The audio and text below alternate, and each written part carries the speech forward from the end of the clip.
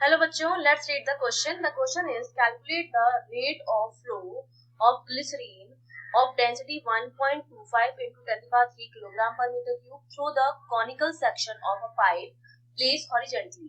If the radii of its end are 0.1 meter and 0.04 meter and the pressure drop across its length is 10 Newton per meter square.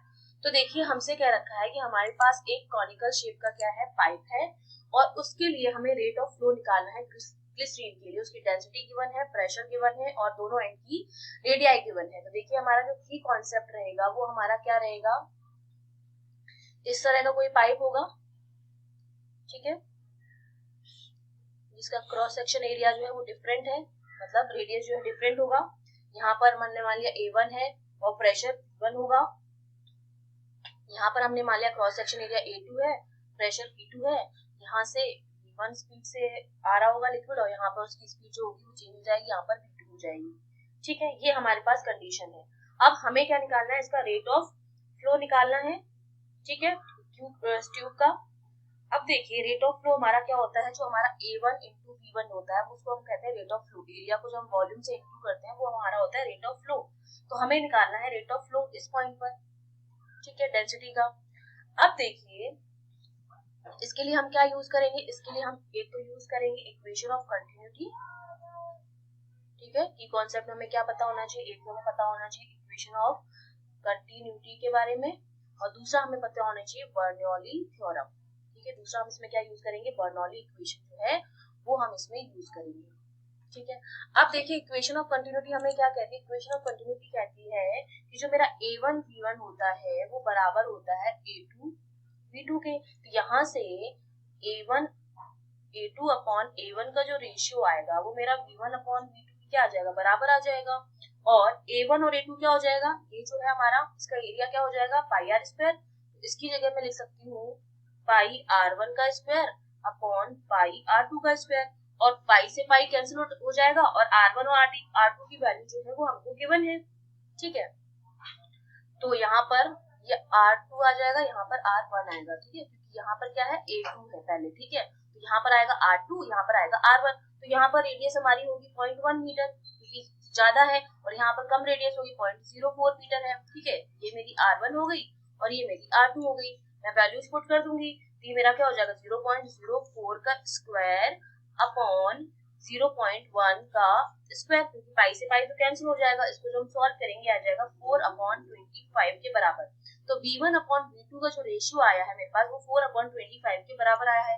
इसको मैं equation 1 दे दूं, फिर मैं लगाऊं Bernoulli equation. Bernoulli equation हमारी क्या कहती है कि जो तीनों एनर्जी होती है, pressure plus half rho V1 square जो कि काइनेटिक एनर्जी होती है पर यूनिट वॉल्यूम, वो मेरी किसके बराबर होगी, वो बराबर होगी P2 प्लस इस एंड के लिए और इस एंड के लिए, दोनों एंड के लिए हम लगा रहे हैं बर्नौली थ्योरम. जो मतलब क्या होता है कि इनकी जो काइनेटिक एनर्जी, पोटेंशियल एनर्जी और प्रेशर होता है पर यूनिट वॉल्यूम वो कांस्टेंट रहता है. ये हमारी होती है बर्नौली इक्वेशन. ठीक है, अब ये हॉरिजॉन्टल पाइप है तो इसका जो पोटेंशियल एनर्जी होगी वो तो वैसे भी जीरो हो जाएगी, हाइट है नहीं. ठीक है, तो पोटेंशियल एनर्जी को हमने जीरो कर दिया, बच्चा हमारे पास प्रेशर और kinetic energy per unit volume. एक तो इस एंड पर लिखेंगे दोनों की वैल्यू, एक इस एंड पर लिखेंगे. इस एंड पर हो गई P1 plus half rho V1 square plus इस पर हो गई हाफ रो V2 का स्क्वायर.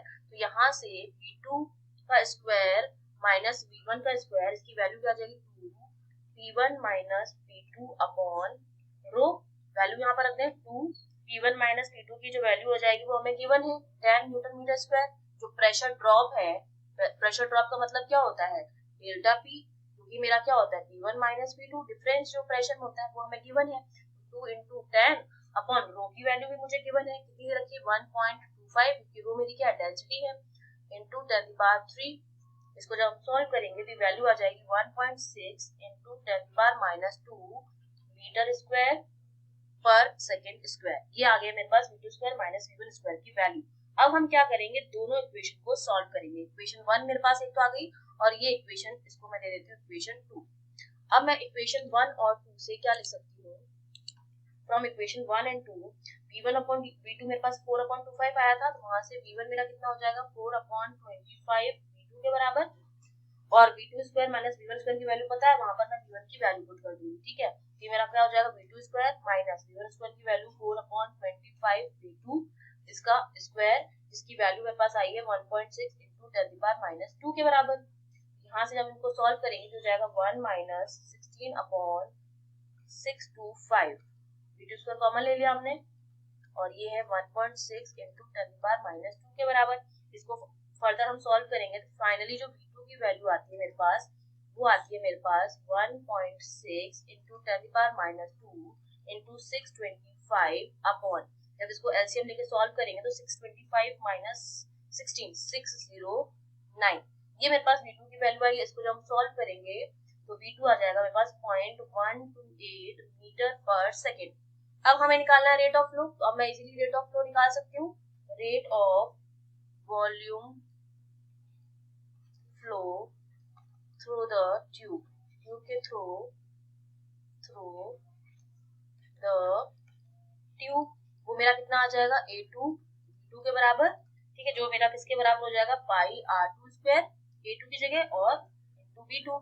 यहाँ पर वैल्यूज पुट कर देते हैं। पाई की वैल्यू है 22/7 इंटू R2 है 0.04 का स्क्वायर इंटू V2 हमने अभी निकाला तो कितना है 0.128 के बराबर आया।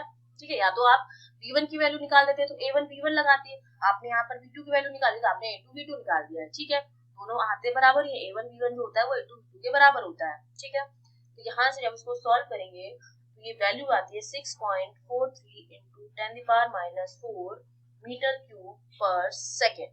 ठीक है, ये हमारा रेट ऑफ फ्लो आ गया है। ठीक है, ये हमारा आंसर हो गया। I hope you understood well. All the best.